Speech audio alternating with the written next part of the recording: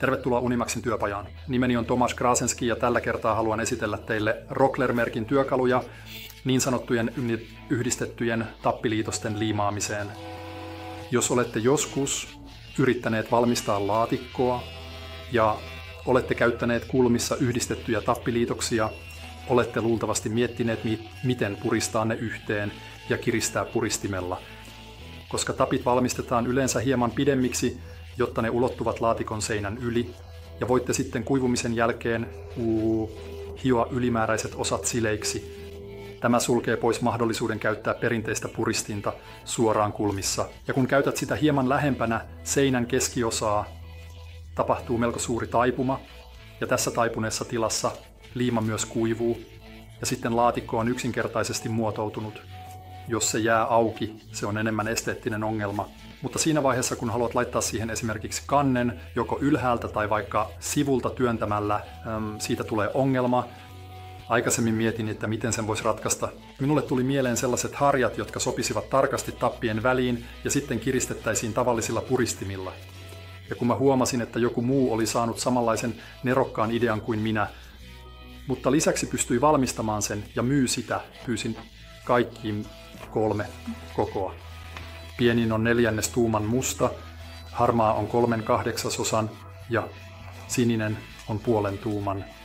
Jos tuumat eivät sano sinulle mitään, riittää, että muistat, että tämä on 6 kokonaislukua 35. Tämä on noin 9,5 ja tämä on 12 kokonaislukua 7 millimetriä. Minulla on myös jigit yhdistettyjen tappien valmistukseen pöytäsahalla, jotka on tehty suoraan näille mitoille, joten se ei aiheuta minulle mitään ongelmia. No, missä se kikka on? Kikka on siinä, että harja painaa itse asiassa tappien väliin jääviin aukkoihin, joten se puristuu kauniisti, vaikka tapit olisivat pidempiä ja ulottuisivat laatikon seinän yli. Kätevä puoli on, että se on samalla tavalla ulkopuolelta pyöristetty, joten voit käyttää mitä tahansa nauhapuristinta. Ja nämä lovet, jotka näette täällä, on alun perin tarkoitettu kolikoille, jotta voitte laittaa kolikon sinne ja siten määrittää hihnan sijainnin kaikissa 4 kulmassa yhtä kaukana reunasta. Ja se vyö ei sopinut sinulle. Valitettavasti se on tehty vain ohuelle kolikolle, vain 1,5 millimetriä, mikä saattaa olla jokin amerikkalainen sentti, mutta mikään tšekkiläinen kolikko ei sovi siihen, joten sinun täytyisi leikata jotain ohuesta metallilevystä, mutta se on vain tukiväline. Voit käyttää sitä, mutta ei ole pakko.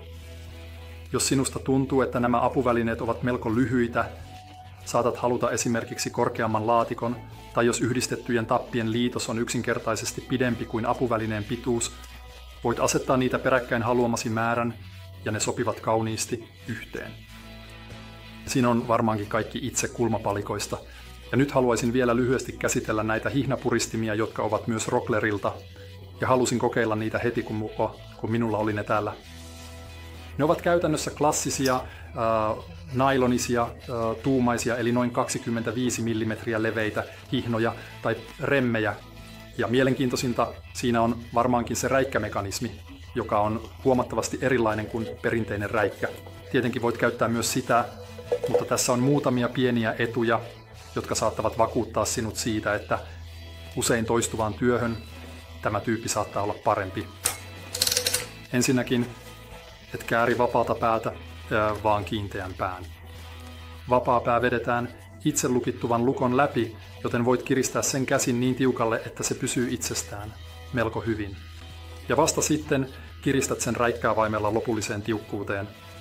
Ja samalla se on erittäin nopea löysätä, koska riittää, että painat itse lukittuvaa lukkoa ja se on heti löysätty. Sinun ei tarvitse säätää mitään tai purkaa vapaata päätä ja niin edelleen. Ja viimeisenä, mutta ei vähäisimpänä etuna on, että siinä on tasainen pohja, joten laatikon vaurioitumisriski minimoituu.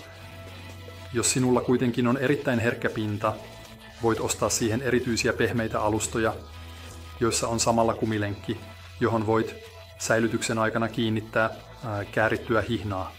Mutta se ei ole ehdoton edellytys, se toimii myös ilman sitä. Perinteisessä räikässä on alapuolella teräviä reunoja, jotka voivat vahingoittaa pintaa, mutta myös siihen voi tietysti valmistaa jonkinlaisen suojapehmusteen.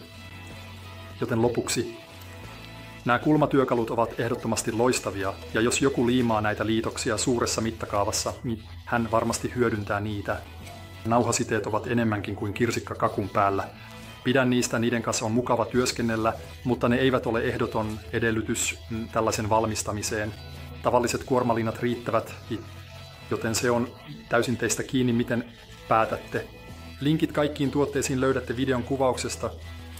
Kiitos, että katsoitte, ja odotan innolla näkemistä, Fattili, seuraavassa Unimaxin työpajavideossa.